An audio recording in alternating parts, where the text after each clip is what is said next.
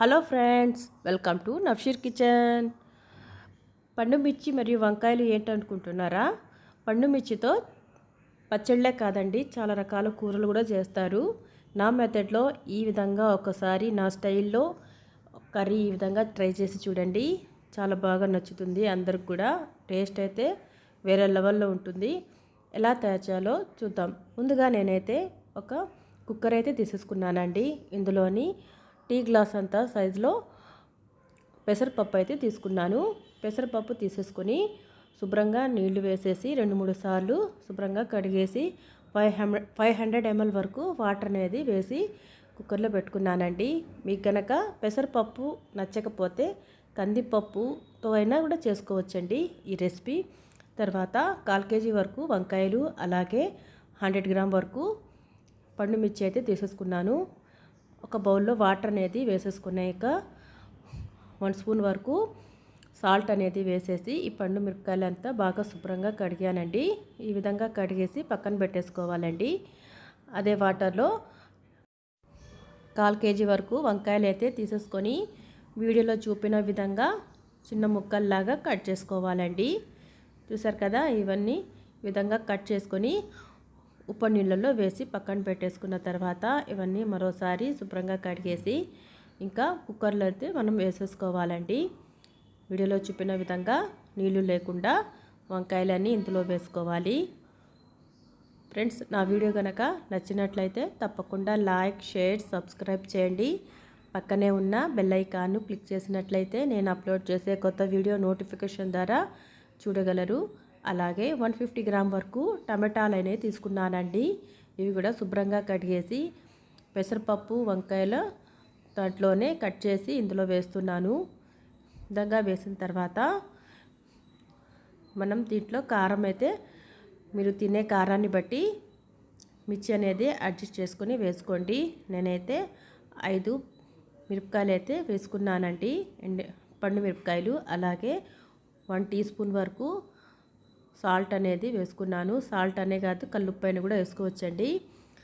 అలాగే 20 గ్రామ్స్ వరకు చింతపండు అయితే విధంగా తొక్క లేకుండా విధంగా వేసుకుని ఇందులోని 1 టీ స్పూన్ వరకు పసుపుని కూడా యాడ్ చేసుకుంటున్నాను.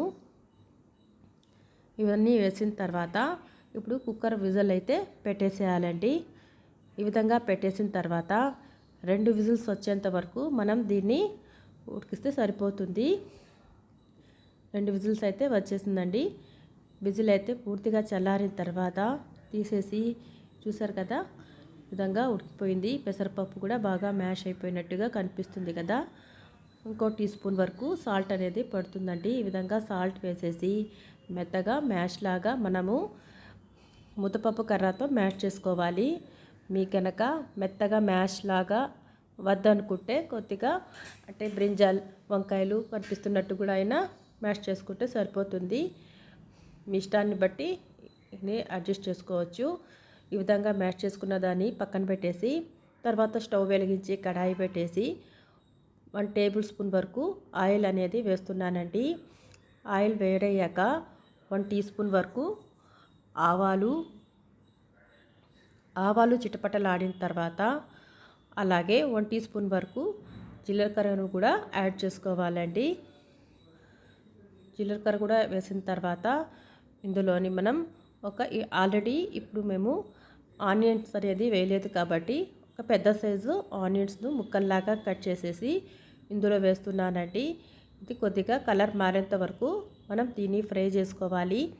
ఈ విధంగా ఫ్రై చేసుకున్న తర్వాత ఇందులోని కొద్దిగా కొత్తిమీర, అలాగే కరివేపాకు కూడా వేసుకుంటున్నాను.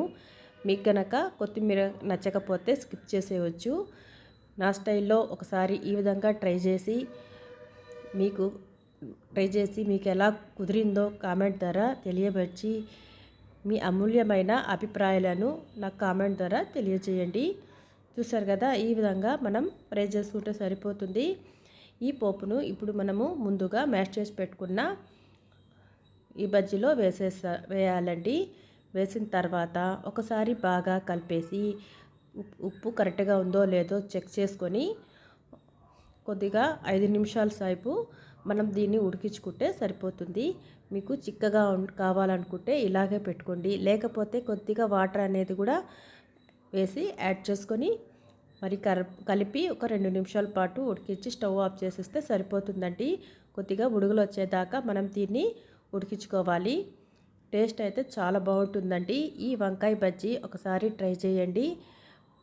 ఈ వీడియో చూసినందుకు థ్యాంక్ యూ.